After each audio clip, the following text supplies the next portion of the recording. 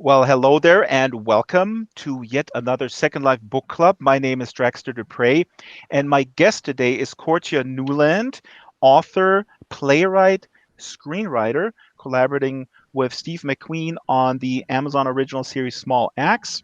His latest novel, which inspired this very special venue that we're in, and we're going to cam around a little bit to get into the detail as well. His latest novel is A River Called Time, and I was completely absorbed, immersed, if you will. The novel snuck up on me. It's a 600 plus page novel, and you don't want it to end. It's about a guy who travels through parallel worlds, parallel timelines, living a second life, if you will. Hmm. And A River Called Time presents this world, this fantastical world, which is nonetheless plagued by all the isms that we are all too familiar with: classism, racism, and so on and so forth. So we'll get deep into this novel and deep into Courttia's other work. Quick welcome, Courttia, before we do the housekeeping notes, and then we'll do a proper welcome. How are you, Courttia? I am good. I am really good. Yeah, I've just made I've made my first serious error of the night and realized I didn't bring down a copy of the Scholar because I was going to read from that today. But other than that, I'm great. Oh, Yeah, yeah. oh. Well, then you have to recite it from memory. How does the avatar feel to you? How does it feel to be in this environment? Because I had a conversation a couple of days ago with an author who shall remain nameless, who said, Mm. I invited her here, and she said, well, sorry, this is not for me. I'm really not a gamer. And I invited her to speak here with our wonderful audience about her work. How do you feel in this environment as this avatar, this deity on Earth? It feels great. It feels really, really cool. I mean, I'm a little bit of a gamer. I mean, I usually play, for about an hour or so a night, because I don't have that as much time as I used to. But yeah, I love this. This is amazing, and it's so cool to see everybody in the audience. I don't get to have this experience very much now because of lockdown, and it's just beautiful. I'm We really have a pleased very with both. diverse audience. We have dragons. I mean, there was this thing on Zoom where the lawyer was looking like a cat. Everybody saw that, where he had this overlay as a cat on a Zoom Right. call, and he was saying, "I'm not a cat. I'm a real person." Here in Second Life, we say, "Well, we are dragons. We're Snoopies. We're all sorts of things." Of course, it's just amazing. Yeah, yeah, yeah. Very, very diverse. That's what I like. A multi. I don't know what you call it. A multi something crowd. I don't know how you would This even is say it. truly a multi-species crowd. Multi It's species crowd. Yeah, That's it. a multi-ethnic is totally like Yeah, it's like 2019. yesterday, man. Oh Yeah, yeah, yeah. yeah. So before we go completely off attention, let me rattle down the housekeeping notes, and then the floor is yours, because this book is just amazing, and all your work, it just opened a new world for me. So, quick housekeeping notes: Book Club Island, where we are right now, is open 24/7. We have about 200 people now come through here every day. A lot of them are newbies, so if you're an experienced Second Life resident, please be nice, take them by the hand, and maybe recommend a book or two. The flagship show is every Wednesday, 12 o'clock Pacific time, except when we have Australians on, then it's the 5 p.m. slot. The show is produced by Strawberry, Linden, and myself. Associate producer and researcher is Shyla the Super Gecko. She's in the audience. Location manager, prop master, and master builder, Arieto Kiori, with big help today from Ruby Geek. Actually, Ruby was the lead, and I summarized A River Called Time to her, and she took the lead and she built this, and we'll explain what it is. And big thanks, it's just completely amazing. Other contributors to the design of the island: Marianne McCann, Arden Schwartzman, Theanine, AJ McDowell. The avatars are made by Kralos, and sometimes they're built from scratch by Silas Merlin. Big thanks to Brett and Patch from Linden Lab and all the moles over there. And of course, the bigger thanks to our guest and the wonderful community of book lovers. Um, yeah, if there's one agenda that we have here at the book club, it is to convert people, to convert them to readers. But Mhm. anyway, so Courttia, I'm going to be very brief summarizing now, and then I want you to grade me if I summarized and if I read your book correctly, because apparently there's an interview with you where you say that there's only one correct reading. No, of course, it's actually quite the opposite. Um, Yeah. the goal today is also to really bring people who not read the book. I mean, this is always a challenge, to bring people, to immerse them into the work. So let me summarize this briefly, and then we'll get into it. And also, Courttia will read from it as well. So, in A River Called Time, there's this our hero, Marcus Denny, and he can access parallel worlds or lives, if you will, by leaving his physical body and entering the astral body, the astral plane. And in one of his lives, he is a writer for sort of a corporate media outlet in this mega city, the Ark. And actually, if the camera could cam around a little bit, we are in an interpretation of the Ark. The Ark is a gigantic megacity of millions of people. It's enclosed with artificial air to, get rid of environmental pollution. And this build here, if the camera could cam down, you can see some floating bodies. Mm, Those are the astral bodies representing those. And on the bottom, you see different sort of quarters of the city, some rich high-rise posh apartment buildings, some row houses, and some very sort of dilapidated areas, which is exactly how you, Courttia, described the Ark. In the book, the Ark was built over the course of, I believe, 80 years, yeah. and the corporation who built it, and that I find that so funny, was selling it as like, oh, this is going to be the greatest city where everybody has really good jobs and good Mm, pay, and everybody has opportunity, blah blah blah. And then it quickly develops in, with all the problems that we have with lower class doing menial jobs, the poor, disease-ridden, no health care, and rich people amassing a lot of wealth.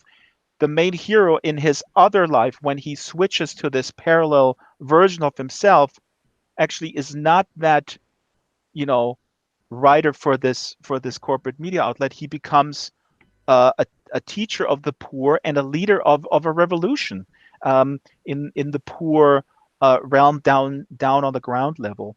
The book takes place in 2020, but it's built in an alternate historical timeline where society is, um, yeah, I guess, dominated by an interesting mishmash of religious beliefs, and we're going to get into that. But is that kind of a fair summary? What did I miss? Did I get yeah, an A?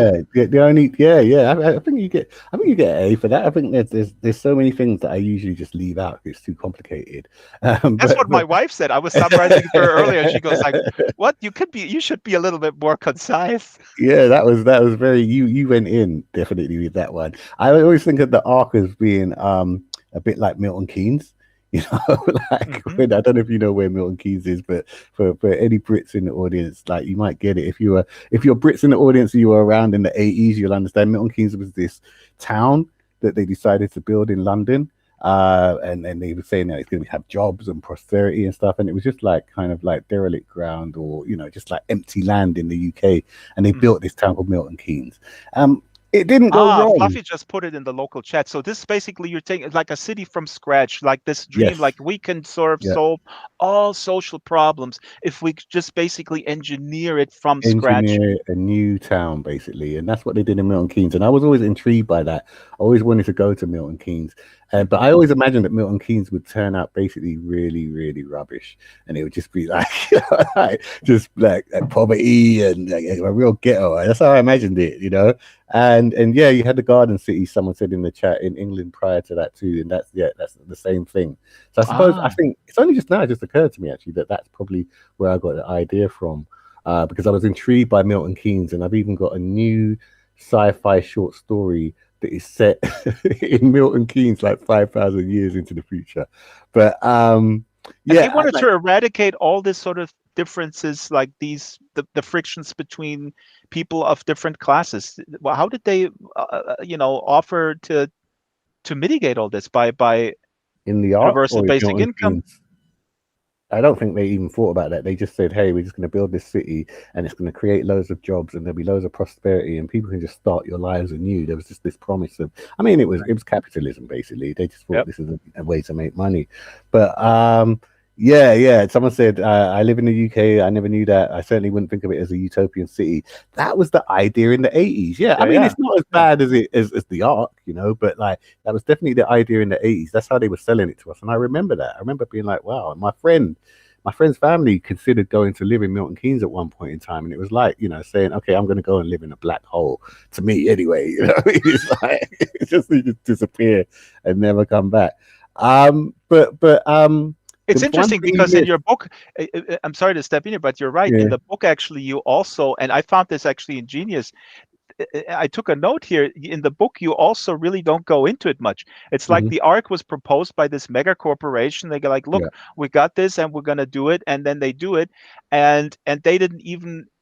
Or you don't describe that there was any type of like backlash or scrutiny, like, "Hey, how are you going to solve this problem?" I found that really cool because as a reader, you go like, "Yeah, this is actually what always happens. Some yeah, huge mega corporation mhm, proposes something, and everybody's so like with glaring no, I mean, with open eyes like children, yeah. and all the sparkly wonders, and everything will just disappear. All the problems will disappear. Yeah, exactly, exactly, and that's what it was like at that time. But yeah, just before I forget, because I've got a terrible, terrible, terrible memory. Uh, you're saying what did you omit from your summary, and the one key thing that you omitted from the summary, which is kind of why you'd be kind of A minus and not A plus, would be would be basically that in this alternate world, in this parallel world, slavery and colonization never happened. So, Ah, because slavery and slavery and colonization never happened, African cosmology has now become the dominant religion amongst all the other religions that we know and love, basically. see, this is a white man's reading, obviously. Yeah, you I just have no, forget that bit. no, it's It good. doesn't matter. No, this what I've I'm actually joking. found. No, this is really great because it shows you like, and when we in the pre-talk, when I was just like 50, 60 pages in, I was sort Mhm. of focusing on the main character's unease of coming from a poor Yeah, background and then getting sort of advanced because he wins this excellence award, and that sort of pushes him up into the stratosphere. And mhm. I have in my family a lot of people who express their unease when they come sort of from a working class background, no matter what sort of ethnic background it is. But they have expressed to me that it's really hard when they go to college and they feel like they're sort of Yeah, alienated by their working class background, where yeah, their family goes like, "Yeah, now you think you're better than us," but they still don't fit in with the folks in university. yeah. It's the same space that I think I inhabited when I stepped into the publishing industry. And Mhm. my it's weird because sometimes I don't even like talking about that story, because that story of how I got into the publishing industry, which I'm probably going to write about, but is so random and so much like a Hollywood kind of movie, what you would expect to see in a Hollywood movie, that actually kind of slightly repels me in a way. But it is basically what happened. Like I was, in my area in West London. I grew up in West London. I grew up working class, and I wanted to write a book, mainly to pay for my music equipment, but I wanted to write a book anyway. And I started to write this book, and then I met this guy who was a middle class white film director called Barney Platts Mills, and he said he was going to show me how to do it. And I would go to his house every day, and I would write the book, but he would edit me and talk to me about the craft of writing until I was finished. And then he helped me get a publishing deal, and that helped me get an agent, and that agency happened to be William Morris. And yeah, and then I was in the publishing industry, like properly in the publishing industry, but I was basically from like Shepherd's Bush, West London, Mhm. you know, Which and Wikipedia says, I looked that up, mhm. as a depraved area. They said it was a depraved It's area. on Wikipedia. I mean, this is I find this That's so hilarious crazy. how, because I wanted to look into Wow. like the different versions of classism in different countries. I'm Yeah, familiar with yeah, America and Germany, but I'm yeah, not at all familiar with Britain. So I was just looking like how would they sort of like the nomenclature. I mean, it's yeah. baffling. That's crazy. I did not know that, but it's something that I've always tried to talk about in my work, obviously because of where I come from, and the differences in class are stark. You know, class is so prevalent in the UK, and Hmm. and it's weird because no one really talks about it, but most of the art that you see it coming out of the UK is so heavily affected by class, and yet it's this thing that you're not supposed to talk about. It's so strange, you know. Hmm. So yeah, I decided, you know, for me it was really interesting with this book, and the main thing I wanted to do was kind of remove remove the usual trappings of race. And remove that association totally in one way so that we can have a better look at it later on in the book. We can really look at what makes race tick for us in our world, but Hmm. also so that we could really start talking about class without Hmm. that distraction in a way. So yeah, that's race is really important in the book, but more from the point of view of it being removed than it being actually there. So Hmm. so Hmm. in the first in most of the book, the majority of the book, race isn't really an issue. It is about the class. That's what I really love. I mean, not to minimize this, but it's a really it's an intersectional message, I think, that I read out of this. Yeah. But you talked about spirituality and sort of this, I don't know, I don't want to call it mishmash. It's super interesting. I was sitting there Mm, with Wikipedia looking up Kemetism and mm. stuff like that, and then I was looking up where you have roots in Jamaica and Barbados also on Wikipedia. It shows that there's like pretty much every religion is practiced on Barbados. Is Oh, that's interesting. I didn't know that at all. I What's know your that. own spirituality though? I mean, well, how? I mean, you Yeah. use this for the book to uh I don't know. I want to don't want to call it conceit so that you can focus on this other thing, but Mhm. it's a super important factor. The people are getting into these astral planes, into these out of body experiences with their meditational practices. There's actually also technology in the book, the pods that induce sort of meditative Yeah.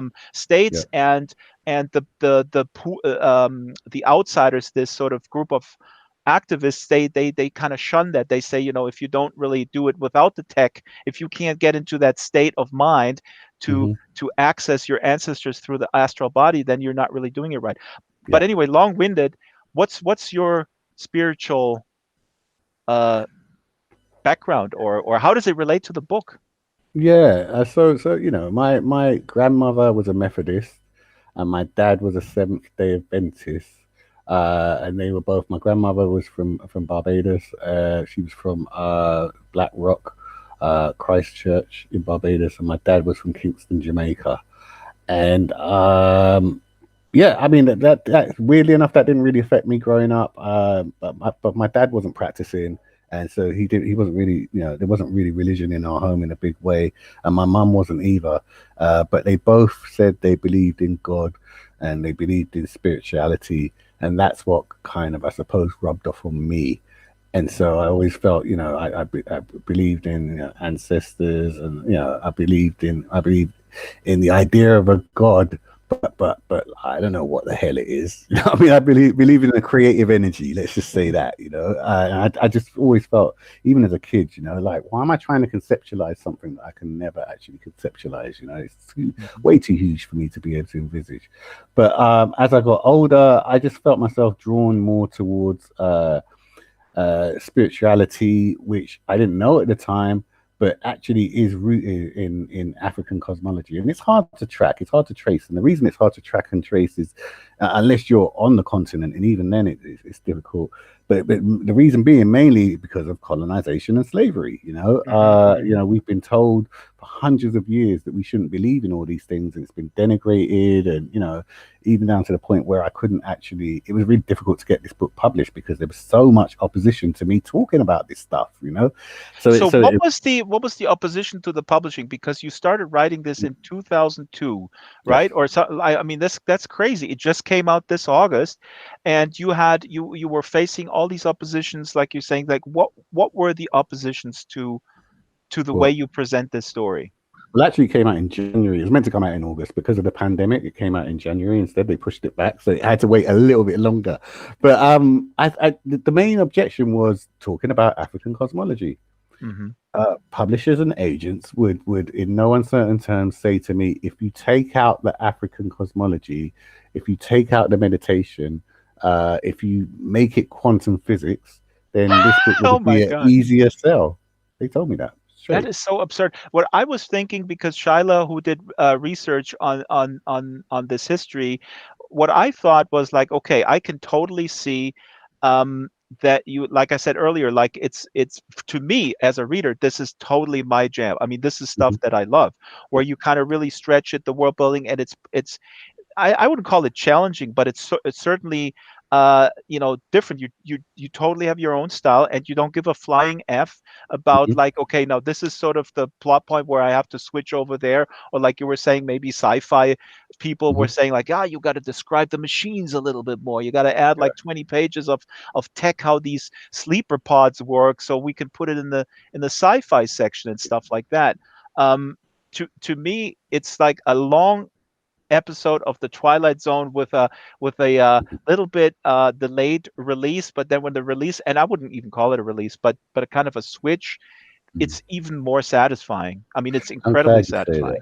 I'm glad you say that. I mean, like, it's not gonna. If you're looking, sorry, if you're looking for that kind of, if you're looking for that kind of, I was gonna say formula, but formula isn't the Yeah, right word. If you're looking for those kind of mechanics in your narrative drive, then yeah, maybe this will be a surprise, and hopefully it'll be a good surprise. But you're not going to get it from this book. There were two things that I really wanted to do. One, I wanted to write about an alternative world as lived. And what hmm, I mean by as lived is that I don't want to have to keep telling people why this happened and why that happened. I mean, I have to do to some degree, but for the most part, I wanted the characters to be immersed in the world as it is, and not have to explain. Because can you imagine if we were reading a book about, it's just set in what we call reality, hmm. and we kept saying, okay, and this is this and this is that, and we explained the rudiments of the world, So I wanted to write a speculative fiction novel where people just act. And I'm going to explain as little as possible. I will only explain when I really need to. So things like the pods and how they work and things, people who live in that world, the characters that live in that world, take it as a given, So yeah, I wanted to do that, and the other thing I wanted to do was just like take my time with it, Like I really wanted to have an immersive world, and I That's it. didn't want to worry Yep. about pacing to satisfy audience expectations. I wanted you to feel like this was a whole world, and to experience it as close to real time in a sense as you can. And obviously you can't do that exactly, but I wanted to emulate that as much as possible. I'm going to so ask so you later how it's going now writing for TV, because I can mhm, imagine you have a lot more pressures. I mean, for better or for yeah, worse. I mean, it has to be much more formatted. But yeah, yeah, I yeah, get that's really shows that you take your time in creating that world, and it's just it's for the yeah. better. Now, before we went on air, you told me this anecdote about uh I guess your agent that then was subsequently fired, or I forget already, but he was basically testing your manuscript with with one reader, which is the best focus group method that I've ever heard. What happened?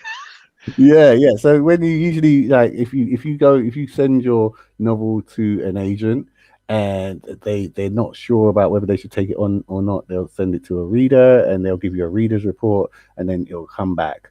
And they'll on the basis of that reader's report, they'll say, oh man, maybe this is something I should think about, or maybe thi- this person shares my misgivings. So basically, this reader's report came back, and I was sitting and talking to the agent about it, and the agent gave it to me to read, and he didn't really mention this particular thing that I noticed, but I noticed in the reader's report that it said that these characters are inauthentic Hmm. because they're eating spaghetti bolognese in this early scene in the book, and as everybody knows, black people don't eat spaghetti bolognese. That's what this person said, and it was written even more so. It wasn't even typed. It was like written, handwritten, that he'd said black people don't eat spaghetti bolognese. And I was just like, at first I laughed. I thought it was the most hilarious thing I'd ever heard. And then I think when I got to the end of like finding it funny, the enormity of what that said about this particular reader, and also what his feelings about us as human beings was really, really stark. And all the way through the journey of this book in particular, more than any of my other books, it's been really, really apparent that what I was talking about was vital and necessary, and us being ourselves and expressing ourselves was really, really just super important. But what is surprising to me, because you built a career. I mean, The Scholar. We'll talk a little bit later. The Hmm. Scholar came out in 1997, and as far as I can evaluate your career, you built it on uh, social justice themes of racism, inequality, and so it surprises me that an agent or whoever is sort of a decision maker would be sort of like swayed by ridiculous opinions like that, because those are your core themes of I mean, Yeah. only read this one and The Scholar halfway through, but um that surprised me. I thought like they would go like, Courttia Newland, this is kind of his territory. It's just like a different Yeah. coloring and flavor, but it's like this, it's like the same good five-course meal that we expect from him, with just even more awesome tastes in it. Yeah, I thought that as well. I was really stunned actually, and then I was with my publishing company, and even at my publishing company, they said to me, "Please, we just stop doing this, and will you stick to urban fiction? We can't market you as a science fiction writer. Why are you doing this?" Yeah. And then at the end of all that, they kind of said to me, "Look, I've read it and whatever." And da-da-da. At the end of that conversation, it was like, "But this is also the best book you've written." Oh, this is like, I mean, you come from the music industry, and I've been in the music industry. I'm still in there Yeah. peripherally, or like 48% or so. And I mean, you hear that in the music industry also. You're like, wow, this is the greatest music I've ever heard, but I can't really put it out there for people to Yeah, hear. yeah, yeah. A lot of people. I was talking about this with another author that I was trying to get. I was trying to hook them up basically with my agency, and should try and hook them up with my with then get a publishing deal. And that same agency said that to him as well. That this is the best debut novel I've ever read, but we can't put it out. So that's crazy. It is. And if you're just tuning in, you're listening to Courttia Newland here talking about the madness of the industry, and we're talking about his new novel, which is absolutely exceptional, A River Called Time. This is the Second Life Book Club, and we need to hear some reading. But first, there is a question from the audience. Stella says, "Mr. Newland, how dramatically would you say your out of body experience inspired your current novel? What feeling were you trying to capture about it? Out of body experiences? Nobody tells me about you had an out of body experience." See, this is in the I interviews. didn't do my research. I Yeah, don't this want is to the watch other interviews. people's. I'm very stubborn, Mr. Newland. I want to come No, up it's with my cool. own I like this approach. I love this approach. But yeah, basically, the impetus for writing this novel was after I'd written The Scholar. I was living in some rented accommodation. I just moved out of my mum's house. I was on this road called North Pole Road, which again, if you live in West London, is vaguely kind of famous in a way. Like ends famous, hood famous.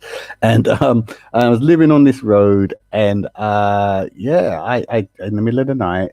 And this is an occurrence that happened to me a lot of times in my life. I woke up and I felt like I couldn't breathe, and I felt I couldn't see. My eyes are open and I couldn't see. I describe it in the book. Everything that I describe in the book was happening to me, and then yeah, for the first time, I didn't fight against it and struggle to wake up. Usually, I would just wake up kind of struggling for a voice and yelling and stuff, and it happens even now. But I relaxed this time, and when I relaxed, I basically had an out of body experience. I didn't know that was Wow. it at the time, but I rose from my own body and I looked down on the bed, and there I was lying on the bed, and all this stuff was happening.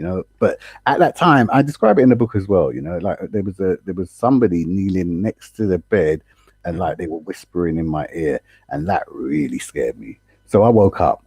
Now I don't know if it's a dream or whatever. I just know that that's what I saw. But when I woke up, the room looked exactly the same. And I keep recounting this story, but the first thought was, wow, I wonder if that was an out of body experience, because I was looking down on my own body on the bed. I'm assuming that that's what that was. The second thought was, that'd be really cool to write about. You know what I mean? That was literally my first two thoughts. And that's where it all started. and you were not, like I said, you were not afraid necessarily from the experience, but that there was somebody who was kneeling there. Now, in A River Called Time, we know why they're kneeling. Oh, I mean, Yeah. the reader kind of assumes those are other characters who are there.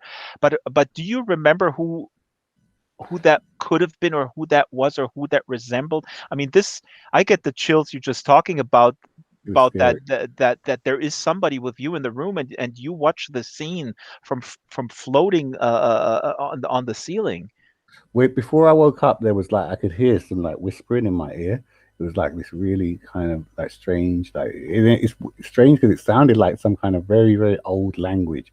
So then when I rose up from my body and I looked down and someone was there, that was freaky. So yeah, I don't know who it was. They were all dressed in some kind of like I think I described this in the book as well, but they were dressed completely. They had a hood on and like almost like a monk, you know, dressed from Hmm. head to toe, covering their whole body in clothing.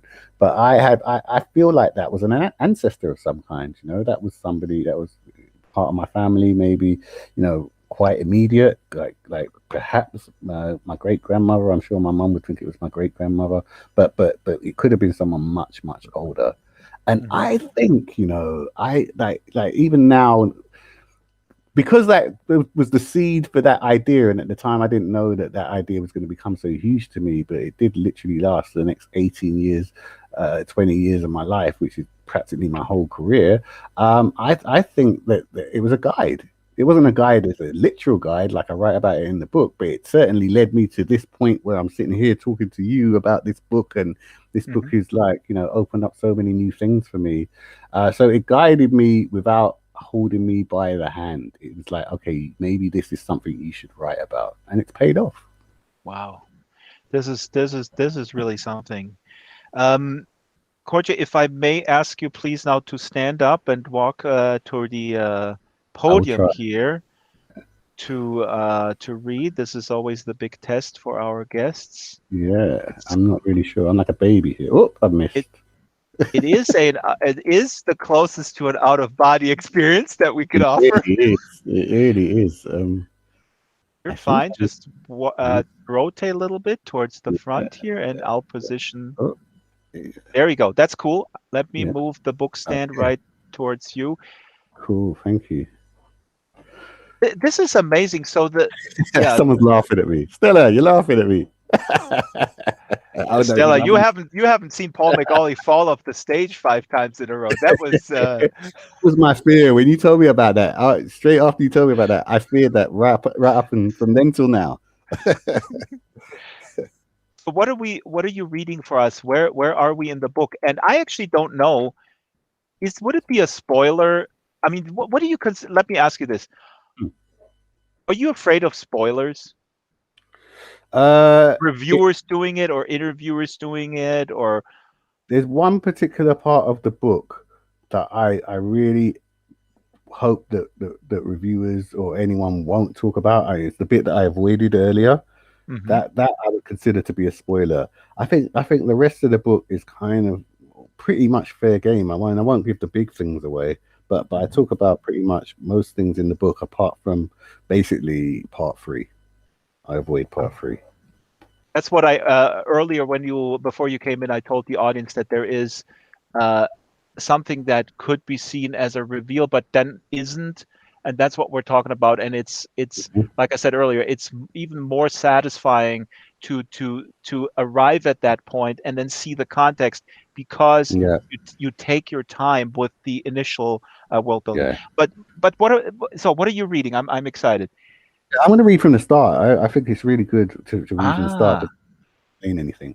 And then, like, so I'll read a little bit from the start, and then I'll read a little bit from that initial first section, which details Marcus going into the Ark. You know, when he takes that train journey into the Ark, and then I'll read a little bit from part two, which is yeah, when he's the bit that you described, when he's become the teacher, he's become the guru, and he's in his first avatar. You know, and he's become a totally different person. So So Marcus Denny, we're here from the beginning where he is, how old is he? he's eight in this 8 first. years old. So this is 8 years, and then the book jumps to uh, I think 10 He, he's about he's like early 20 something. 20s, yeah, Yeah. early Yeah. 20s, yeah, yeah. And then the next part is like seven. He's 21 in the next bit I'm going to read, and then he's going to be 28. Uh, so yeah, I'll just start from the beginning. Void, hum, 360 degrees expansion, pervading known and unknown matter. Breath, existence, him. The first time he was struck by a spontaneous Nambula, Marcus Denny was 8 years old. Feet pushing hard on pedals, body leaning against handlebars, the wheels of the bike ahead glistening with sunlight. His attention was seized, and for a moment he saw the heavens in that shimmering rotation. He couldn't take his eyes away. There was pain in the center of his forehead. He was falling from his bike before he knew it. He must have blacked out because the next thing he knew, he was lying on the pavement, elbows and knees raw, the bike a resting animal a yard or so from where he'd fallen. His friends stood over him. Tashari, Harris, Nesta. Marcus let them wrench him to his feet, limping back to his fallen metal steed, waving away their concern, their insistence he looked pale. Soon they rode in unison again, creaking gears and turning wheels, a random symphony beneath them. They stopped outside rusting gates propped open with fallen masonry. Flakes of orange made the once grand entrance look diseased. Grass and weeds stood as high as their waists. A slight breeze made the strands rustle like the whisper of ghosts. They sat on their bikes, staring at blighted metal. Silent. Nesta edged forwards, thin bicycle tire nudging the gate. He rolled over crumbled stones, standing and stamping on the pedals to gain more power until he was over the obstruction, inside. They followed, one after another. Marcus, Karis, and Tashari. The skinniest child always last, lifting his chin towards graffitied walls, brow arched, fearful. The building was huge. Not compared to the Ark, of course, though it towered above their heads, 4 stories high. They rode through warped frames of wooden doors into the main entrance hall, craning their necks to look at the roof. Fallen glass left the dusty brown sky exposed. Their school picture books showed chandeliers and birds wheeling overhead, but the boys saw neither. They got used to being alone, speeding up and down once polished marble floors, performing wheelies and long skids, creating miniature desert storms. When they grew bored, they explored alone. Marcus rode past closed ticket booths and parades of empty shops to the platforms where sleek grand trains once stood. He left his bike against a marble bench and jumped onto the tracks amongst long grass. Some of the weeds were green strands that looked like wheat. He lay against cool steel, trying to imagine what it must have been like. The olden days. He closed his eyes. So I will stop there and I will do my first jump. Do you want to say something, Dexter? Fantastic. So this really sets the scene. These boys, and you get into it. These boys are doing normal things. They're riding their bikes. They're exploring sort of this empty, scary house and stuff, and then they encounter scary things. So it draws you in right away into something, into a world that we can relate to, and then you kind of slowly go off the rails, and then we realize, hey, wait a minute, this is not really totally the Mm-hmm. world we grew up in. And so, I mean, again, I'm repeating myself. It's just super well done. So now this kid, Marcus, um, is from the poorer part of town. He Yeah. wins this excellence award, and Stella in the chat says kind of dystopian. Yes, and we'll get into it. I mean, it's a world where stuff happens. You actually have a timeline in the beginning. There was a war where tens of millions of people were killed, and also there's a fair amount of environmental pollution. So that's sort of the setting. It's definitely not really not all fine and dandy, but you could say in our world today in 2021, we also have a fair amount of pollution, a fair amount of problems. So it's not. I don't know. Would you say it's dystopian? I mean, would you? It's as dystopian as our world right now. Yeah, Yeah, it's very dystopian, but it is also kind of like a kind of a warped reality, and I mean that in the sense of just like things not being okay, yeah, and I didn't want to. I didn't want to say because there's an absence of slavery and an absence of colonialism that everything is just okay. Because kind of number one, that's boring, and number two, that's also untrue of human nature. So basically, we've messed it up anyway. Right. And Yeah, I mean, the reason why when I was looking at it, was writing this little summary, I was staying away from the term dystopian because it's also so overused, and it would put you yeah, into a category. It would really diminish what the book is in my mind. yeah. It's good for a marketing person so they can sort of categorize it, but really it would completely diminish it. But Stella is right. I mean, there is It is. uh, a lot of environmental pollution, but yeah, as we Yeah, as there's we have. there's environmental pollution, there's crime, there's kids not being brought up in the correct way by adults. There's rain that burns. There's a kind of acid Rain that rain. burns. Yep. Yeah, yeah, and there's vagrants who've been, after the war, they just like they sleep in these buildings, and they're sick. And there's this thing called the sickness, which is really weird because I wrote that in 2002. There's Yeah, people walking people around have with face masks. masks. Yeah, Yes. yeah, yeah. So it was really eerie to see this happen, like last year, because I just finished this book where I was talking about all this stuff, and then it started happening. So So now yeah, we're jumping. We're we are jumping jumping. to. Yeah, he's 21 years old. He's won the Excellence Award. He's left behind his friends, because they've had a falling out because they're way more wayward than he is, and he's got some promise.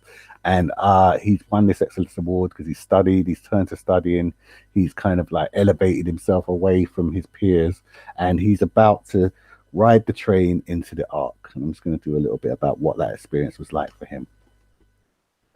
Oh, sorry. Can I say one more thing? The Yeah, train connects these outside neighborhoods, these poor neighborhoods, and it goes through a completely sort of a zone, almost like in a Chernobyl, maybe, yeah. where there is absolutely nothing. And then the arc, just like as we have here in Second Life, with this big building, is like surrounded by nothing.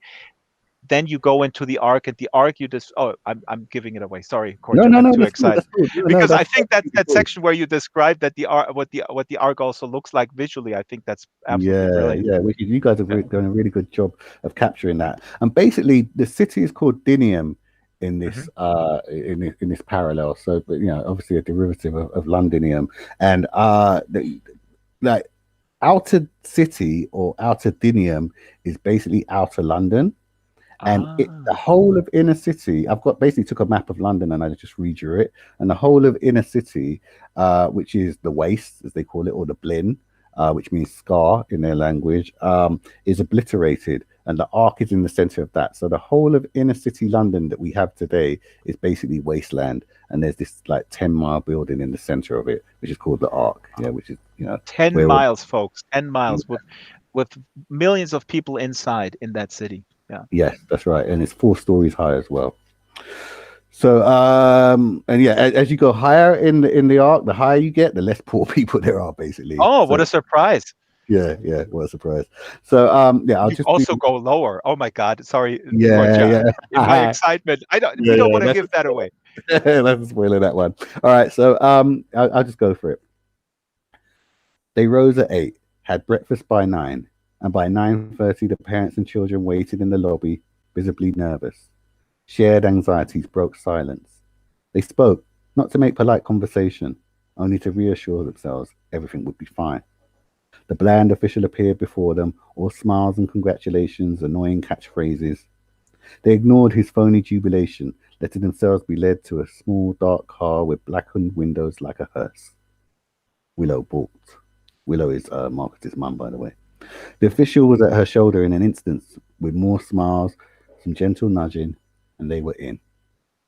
Doors slammed. Twin crunches. The car moved. Everything had been so low-key up until that point. His first sight of the crowds and cameras and protesters had the effect of being punched. Although they were not the thousands that had besieged the station in the early days, the crowd still numbered over 500 and would be rounded up to 8 on that night's evening news. The car slowed. People were on the roads, pavements, signs, rooftops, bus shelters, window ledges, parked cars, anything that could hold their weight. Grateful for tinted windows, Marcus watched people beat fists against the glass in delirium, scream they were sellouts cursed by Ra, or simply stand as motionless as they could manage in the jostling crowd, attempting to take pictures of what nobody knew. Glass rendered their cameras useless. All through the onslaught, Marcus watched, barely taking a breath, barely feeling Willow's hand on his back rubbing in gentle circles. Beside him, Senior was equally stunned by what he saw. Junior went silent for a time, then suddenly screamed loud, turned beetroot, and apologized immediately. Eventually, all of them dreading the moment, the car came to a gradual halt. Doors opened and there were hands, a forest of them searching as the driver yelled that they should leave the vehicle right now. Senior went first, then Junior. Then Marcus himself was pulled into the noise, the colours, the screaming, jeering, shouting, cheering, going off in their cars, in their ears. Snatches of sentences from hundreds of open mouths. Everything too bright, too noisy. The tinny sound of a band could be heard from somewhere near. The air was a jungle of odours, ranging from cigarette and PRO smoke to hot dogs, sulphur, sweet nuts, perfume, frying onions, alcohol, and vomit. Marcus stumbled, turned to see his mother flailing between two rows of Elul masked, black-suited men who formed parallel lines from the car doors and beyond. Long-barreled guns drawn, they held the crowd back, saying nothing other than, "Keep moving, sir, madam. Please keep moving." He shouted to see if Willow was all right, but there was so much noise his voice was lost, and before he could try again, his eye was caught by one of the larger protest banners, luminous yellow, screaming, "Inner City is a lie. Let them stay." Nothing. No sound, only a silent movie playing in front of him. People jumping, screaming, punching fists into polluted air, driven by passion Marcus had never seen. That was when he noticed one particular protester bearing a smaller sign that said, "Today is yesterday, tomorrow as the day is truth." And I'll stop that one there. And then he goes into the arc with his excellent award. I always thought like, okay, this is um, this is sort of like a little lottery where I guess the arc people can justify, hey, we give opportunity to poor people too. Yeah, And he goes in and then he gets this job. He thinks he's a right. that's right. Yeah. He's But not. now you're reading the next one you're reading is where he switches his Yeah, life. yeah. He goes into the astral plane through not intentionally.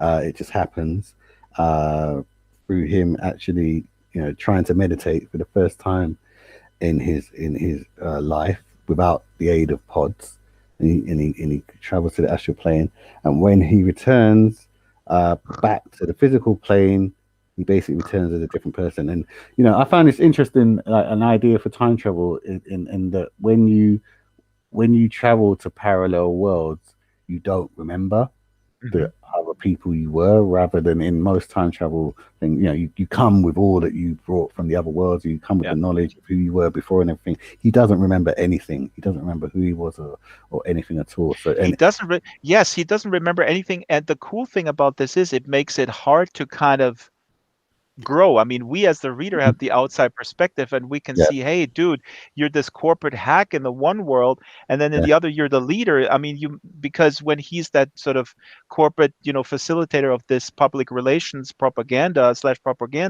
he mhm, feels uneasy. I mean, I wrote down a note here.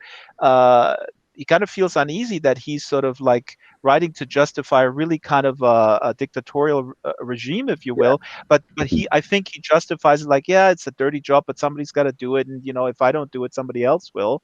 And mhm, then you're thinking like, if he could change these worlds and these lives and retain that information, he would come to the conclusion that, wait a minute, I don't want to be this guy, but he yeah. doesn't remember it.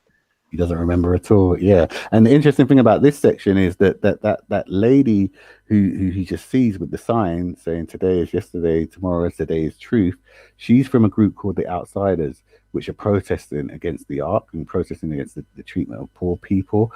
And so in this section, in the second section, he's the leader of the Outsiders, or he's a leader of the faction of the Outsiders Yes. that are inside the Ark. Oh, he's the second in command or something like that. He's not the actual leader, but their slogan is exactly that: "Today is yesterday, tomorrow is today is truth." That's now what he saw, and it was the first time he'd seen it going into the Ark. Actually, becomes his mantra, his main slogan. So, yes, let me, yeah, here we are. Okay, so this is like he believes that in this, because what he doesn't have the memories of what of living in the other parallel. He has all the memories of what happened to him before in this parallel. He has all of those. He does remember everything that got him to this point in this particular parallel. So in this parallel, he has meditated for a number of hours, almost 2 days, and there has been a riot in his zone. Somebody was killed by the security forces, and the poor people rioted, and the power is cut, and they are officially in lockdown. And he is just woken up into the midst of this. They can go out, they can leave their houses, but they can't leave their zone. They can't leave their area and go to other areas. So he's been informed of a death during the lockdown. So he's going to the house to pay his respects. Mm-hmm. The walk took them further away from the high street, deep into the quarter, a maze of terrace residencies that mapped their territory. Charlton Estate. An outsider's zone, that was clear. Incense belched sandalwood ghosts. Gardens were filled with squat candles set in the form of their six-pointed star, the centered O. More difficult to see in low light were the spray-painted murals. Orishas, gods, deities, angels and symbols adorned every surface. Walls and fences, doors and windows, paving slabs. Prayer flags, symbolic representations of the chakras. Crescent moons, triangles, upward swirls. Often no shapes or symbols, only merged formulations of colours. Seamless mosaics of red into orange, orange into yellow, yellow into green, green into purple. Markers of dedicated outsider homes. Passing deeper into those residencies, a wave of movement turned candles into nocturnal coral, birthing polyp flames. Shadows formed and retracted in swelling motion. Doors opened, and families came. Marstons, Ammons, Wazis and Akoros, Trinities, Mices, Braithwaites, Mongs, Fajimizins, surrounding Chilium Marquis, pressing determined bodies against theirs, reaching for temples and foreheads with rough fingers, touching bare skin, offering greetings and gifts of food, fore-wrapped packages and bags of cloth. They wore dreadlocks and head wraps, hijabs and gelees, a glitter of whisper-thin robes and saris, agbadas and longis sweeping grimy streets and pavements with glints of starlight. People gave small carved effigies, a kola wood Ganesh, polished and embedded with circular beige grain, a stone grey Shango, pearl teeth gritted in anger, and handfuls of others, some beautiful, most simple. Marcus took them gratefully, otherwise Chili accepted on his behalf, concealing them in the hemp bag at her side, Chili's his wife. They would be given to the temple, distributed amongst disciples. A rare few would make it to their allocation. And I'll stop there. Thank you very much. Really fantastic. Big round of applause here in the room, please, Courttia. This is such a treat. If you're just tuning in on YouTube, Facebook, Twitter, this is the Second Life Book Club every Wednesday, 12 o'clock Pacific. And Courttia Newland is, of course, the best guest we ever had because he was able to sit himself down. That never happened before. That's awesome. That's all I can do. So so what's also interesting is that the revolution, what you also depict is they have a plan for this revolution, the outsiders here from the ground level, from the poor quarters. And by the way, the camera just panned nicely over the world downstairs, so when people here in the room, they can pan downstairs. What Ruby was trying to do here is to depict these different zones, and you see all these different zones here represented with the astral bodies floating. But what's interesting in the book, what I also really like, is that you depict an act that is, if you will, from the revolutionaries, successful, Yeah. but it doesn't change anything. And Yeah. yeah, I mean, how did you arrive at that choice? I think it doesn't change what they expect it to change. And I Mhm. think that a lot of times when these things happen, the change doesn't come. It doesn't. Doesn't come It, immediately. it isn't this Maybe. immediate thing, and it's the same thing in Small Axe that I was talking about when it's um, he says change is a slow turning wheel at the end of Snorlax. That's what the dad says to John Boyega's character, and it was that kind of thing that I was trying to depict. That you do have repercussions, there are consequences which come with the act of trying to change things, but they might not always be huge and seismic. They might shift something quite small and seemingly insignificant, but it does make a difference, and that's what happens to these guys.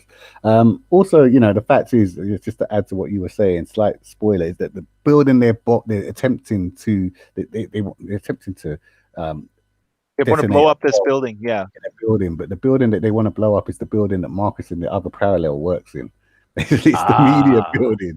It's that same building. So yeah, so it's the idea that even in the parallel uh worlds and even in these parallel lives, they keep tripping up the same things just in different ways. He still has the same circle of friends that you see Mhm. recurring, as well as his life reoccurring, and things that he does in one parallel does actually reverberate in that parallel, but in small, seemingly inconsequential ways. And some of those things come to him in almost like flashes of deja vu.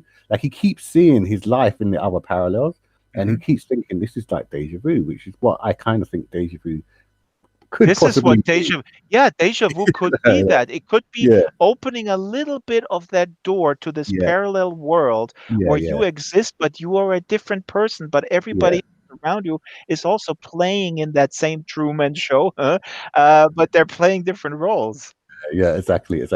And it's funny Ah, you should mention Truman's show actually, because again, I know you haven't done an interview, so it's funny you brought that up. But the first time I tried to write a synopsis, tried to write a one-page synopsis for this book. I wrote it, and I say this in my afterward to the book. I wrote it, and I was really pleased with myself. And I went to bed, and I woke up the next day, and I read it again, and I was like, damn, you just wrote the Truman Show. That's all it is. Like it's like there's nothing any different to this. And also, someone mentioned a um, glitch in the Matrix. yeah, The Yeah, Matrix. I was actually gonna say didn't somebody sue the yes, Matrix they people did. Yes, they that did. she actually wrote it? Yeah, she did. And I think that she was, because when I saw the Matrix, I thought to myself, they're just talking about spirituality, but they've Yeah. dressed it up in computer. Yeah, they've dressed it up Yeah. in quantum physics, but it wasn't. It was computer sciences, obviously. But they basically westernized African concepts, and the whole thing was about African spirituality. I felt, and then it turns out that a black woman wrote it. Yeah, so Ah. yeah, so I think Yep. probably her version was probably a bit closer to what I'm trying to do with River. There is I mean, not to detract from the Matrix. By the way, I'm looking at the clock, and I was just talking in my back channel with my producer. She gave me 10 more minutes. She's very strict, my producer. That's why that's why this show is so successful. Not because of me, because of the guests and the producer. Um, I was going to say here, somebody just real briefly, and then I want to go to the TV work because we just mentioned Small Axe. Somebody also said here, Cloud Atlas. Yes, yeah, There is I mean, Cloud Atlas came to mind. I love the book. I did not like the movie at all, but that's a mm, different story. mm, They tried. They were very ambitious. I think they failed, mm. but that's okay. The book is amazing, and the people who So worked on the stuff for movie are children. also amazing artists. Sorry, I don't want to sit here like I'm saying like I could have done this movie better. I couldn't. No way. Mm, yeah, They yeah. tried, and that's admirable. But what would you say with Cloud Atlas? Is that a I haven't read it. But I have met David, and uh-huh? he's one of the nicest people. I met him at a party, a publishing party at his publishers years ago, and he was so friendly to everybody. And they all rushing him. Cloud Atlas was a huge success at that time; it just blown up, and he was talking to everybody, and he gave them his time. And I just thought, wow, what a nice man. And I don't know what I said to him. I must have said, well done or something like that. But that's what I remember about him. Is just like what a nice guy he is. And but yeah, If you no, have I his haven't read phone the number, book. please invite him to the book club. I'm a huge fan. The Bone I haven't Clocks seen him better since. actually. I haven't seen him since, unfortunately. But yeah, and it was just in passing. He was surrounded by people. I mean, it was so many people. It was his publishers. Yeah, I said that his publishers party, and so that everybody wanted to talk to him. He was the big thing at the moment. But like I said, I just remember how cool he was about it all and how humble. But yeah, I haven't actually read that book yet. Yeah. I mean, I gotta say, from a reader's perspective, I think you're playing in the same league as him, and I think that, I mean, it's not, though. There's a certain like relationship, maybe, I guess, Mhm. narratively with those themes of moving consciousness Mm, between time and people, mhm. very sort of broadly. But other than that, I'm glad that the audience member here, Jerry, brought it up in the chat because it is a great book. But yeah, David You know, Mitchell is good. the other one that springs to mind for me is Alex Garland's Coma. Ah, I haven't read that. Let me write It's it really down. good, really, really good. I think, yeah. Now, you mentioned TV, and you're working with Steve McQueen, the who should be a household name, with 12 Years a Slave and many other important works. You're working on, or you worked on a series called Small Axe, which I believe is an Amazon original, but it's also, I don't understand how that stuff works. Also co-produced by the BBC, or it at least aired on the Yeah, BBC. it was aired on the BBC in the UK and then Amazon in America. Now, this is, and my researcher Shyla, who was in the audience, she watched all of those, Mm, and she we talked about it earlier. I'm bringing up some slides here in the background from stills from the film. What is that series about? You mentioned earlier, unrest. There's unrest, police brutality based mm. on real occurrences in the 60s. In the case of this one episode, there's, I think, 4 episodes. What is that series about? So it's an anthology series, and each film in the anthology is about a different episode of uh, black struggle and black success in the face of oppression experienced by a different character. So the first film is Mangrove. The second film is Lovers Rock. The third film is Alex Wheatle. Uh, sorry, the third film is Red, White, and Blue. Sorry, the fourth film is Alex Wheatle, and the final film is Education. So they're all looking at, and they all take place between the 60s and the 80s. And yeah, they look at different aspects of black struggle. But basically, the title of the series comes from a Bob Marley song and a Jamaican proverb, which is "If you are the big tree, we are the small axe. Mm, Sharpen to cut you down," the lyric goes in the Bob Marley song, and it's just about being able to take on these big forces of oppression and actually make a difference. Which, as you see from River Called Time, is something that I was interested in as well myself in my own mhm. work. But yeah, I worked on 2 episodes. I worked on Lovers Rock, which was the second one, and which is about a blues party in Labrador Grove. It takes place over one night in a blues party in Labrador Grove. And Red, White, and Blue, which is the true story of Leroy Logan, who is a black man who joined the police force in the 80s, which was like some people Wow. were like, that is a crazy decision. But he actually did it after his dad was beaten up by the police. That's the thing that made him really And he set up. wanted to reform the department. Actually, we see him Yes, right now.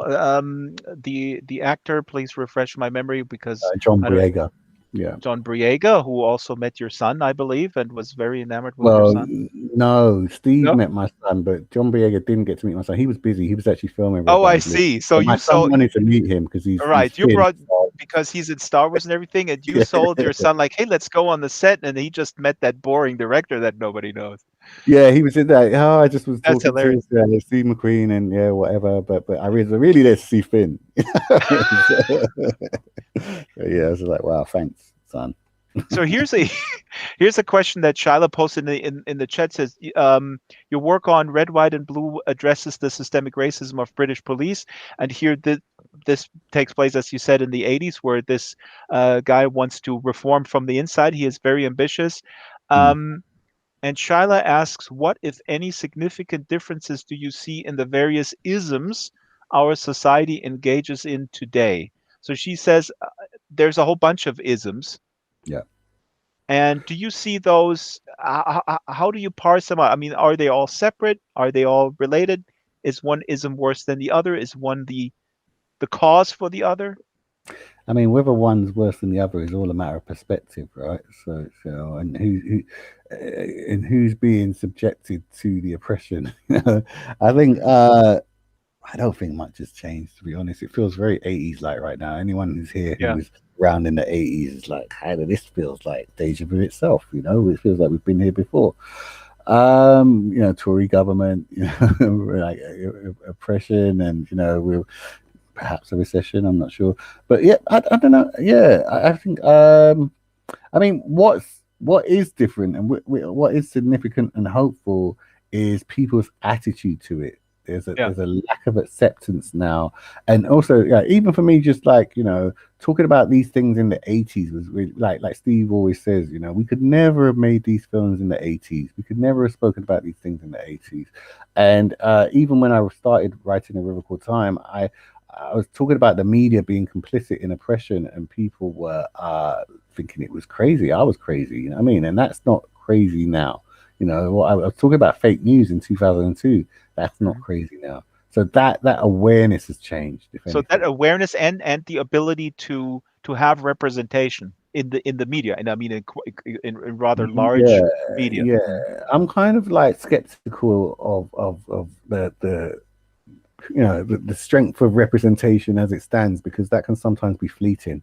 And when I Mhm. first came out in the 90s, there was all this talk about, oh, things are changing, things are changing. There's you and this person and that person and da, da, da, and things are getting Mhm. better, and then it stopped getting better for like nearly 20 years. So I'd Is that like, similar to like the thing like, oh, Obama is president, that's the end of racism? Is that similar? Like, oh, we yeah, got a movie, we got 12 Years a Slave, now that's the end yeah. When of people were saying that about Obama, I was getting really upset because I was like, yeah, no, it doesn't work like that.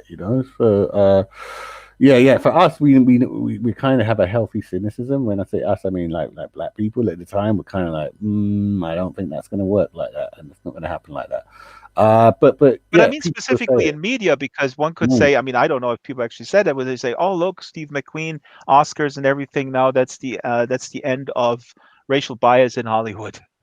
I mean, it's similar yeah, to saying like, and the end of racism because Obama. I mean, that's like yeah, that's the exactly. media version of it, basically. Yeah, exactly. But if you look at the facts, I mean, just like, what's happening with the Oscars so white and things like that, Yeah, it's true. And we've had a huge struggle in this country trying to diversify, not just in terms of race, like I want to see our arts representative in terms of all sorts of things, and there's so many talented people I see out there who are not getting a fair shot.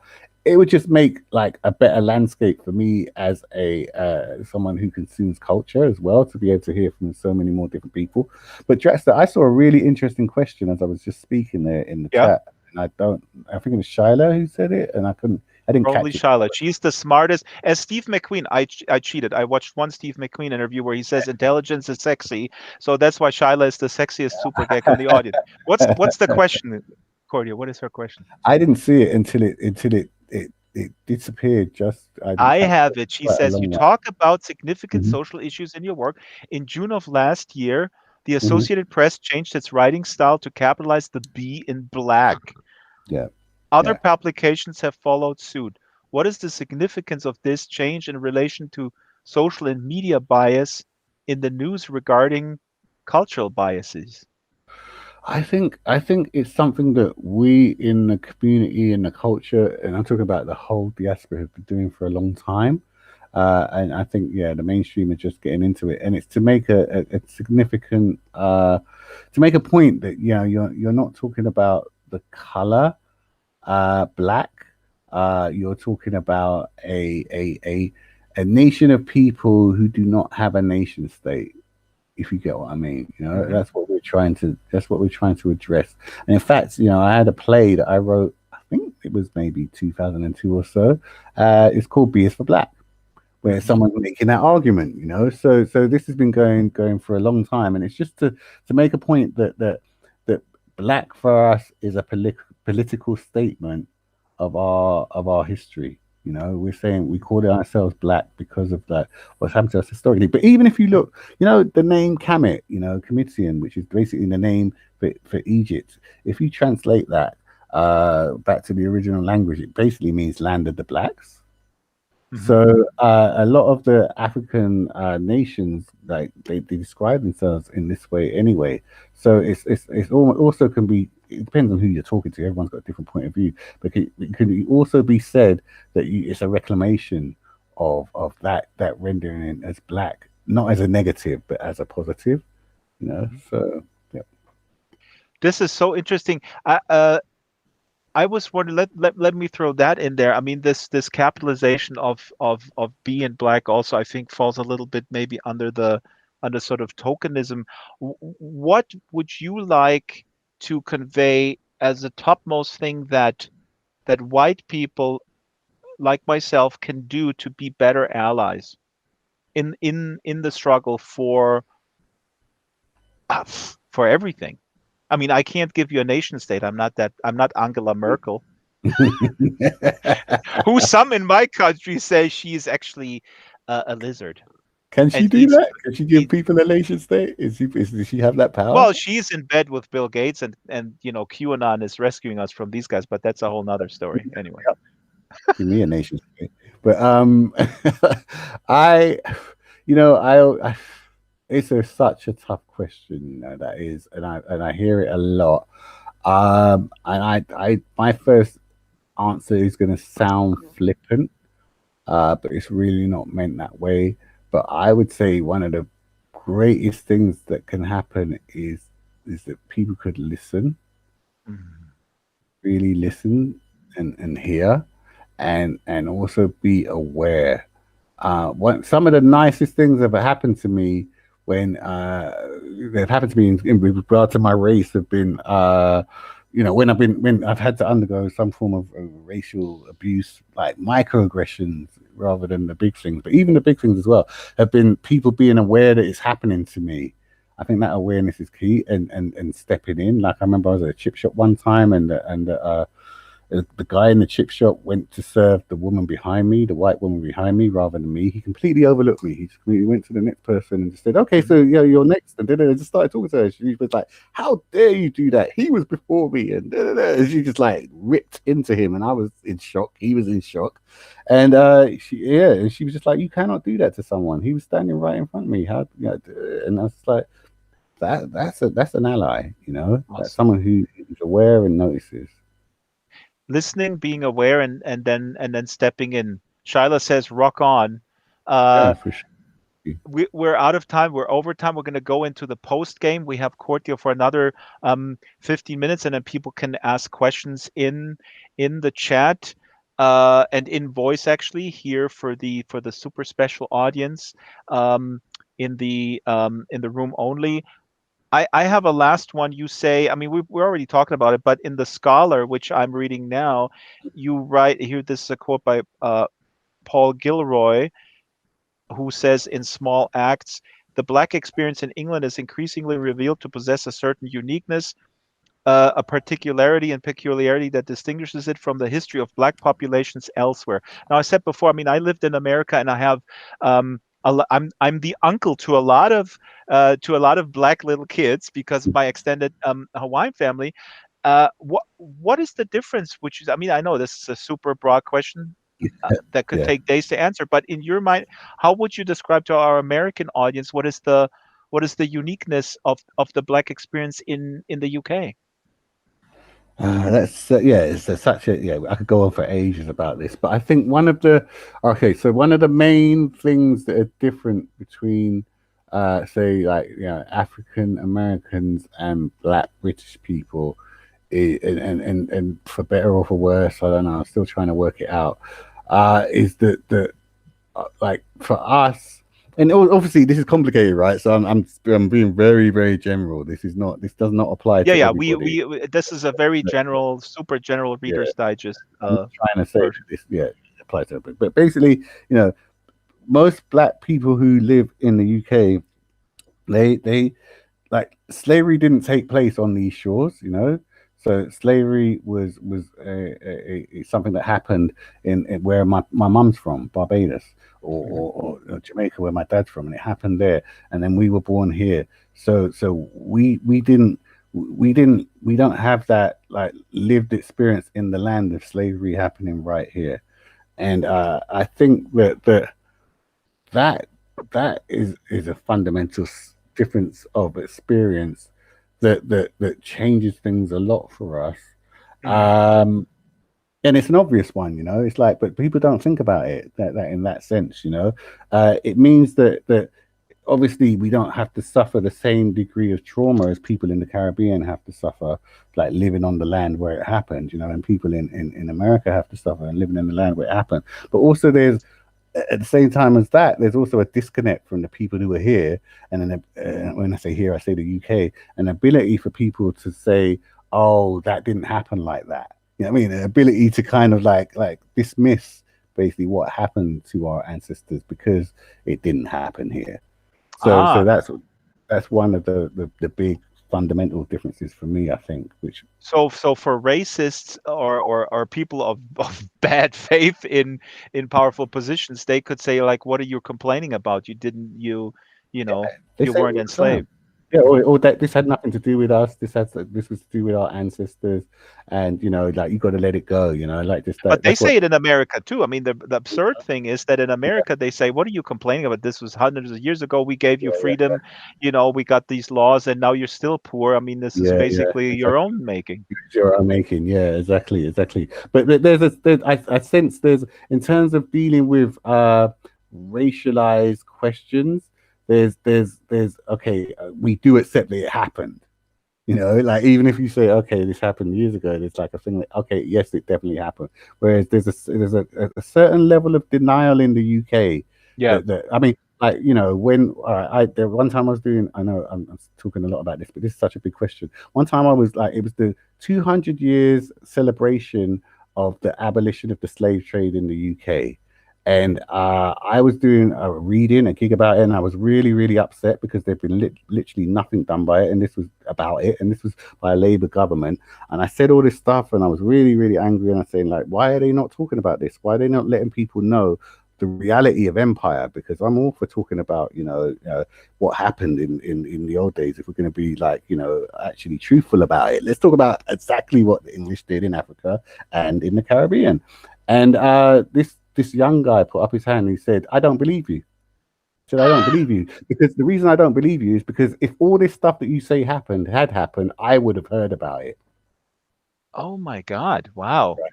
That So is that's the difference. That's a fundamental difference. Yeah, wow. Wow. yeah. Ple And his girlfriend was sitting next to me. She came up to me afterwards. She's like, "I'm so sorry." She was like, "I'm really sorry." He said the that. I don't the know. the American version of that experience is, "Hey, I had a black roommate in college. He didn't complain. He was." Yeah, I mean, yeah, it's yeah. not the same Exactly. thing, but Yeah, yeah. it's No, we along have the those same. same. We have that too. Yeah. We have that too. Yeah, Ah, okay. He yeah. wasn't a Black drug friend. dealer. Yeah, Yeah, yeah, yeah.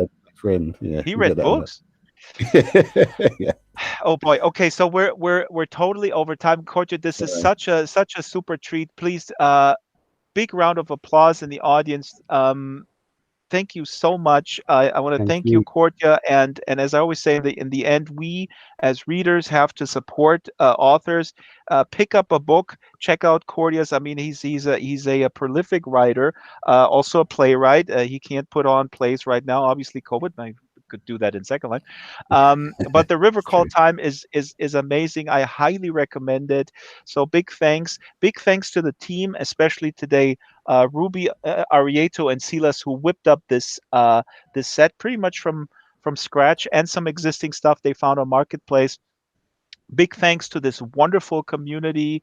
Uh, Amazing that you guys show up and a lot of new faces today. Next week, our guest is Elliot Pepper. Elliot Pepper is a writer from the San Francisco area. I don't actually know if he's originally from Oakland. He could be.